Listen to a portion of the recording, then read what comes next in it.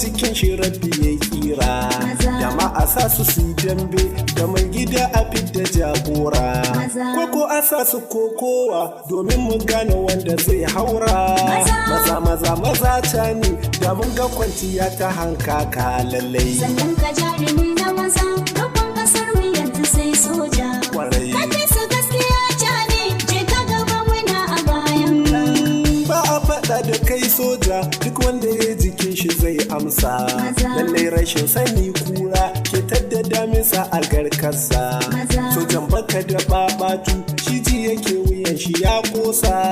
Yaro yi hankali da wuta, wakar ka ba ta kada mai tanka.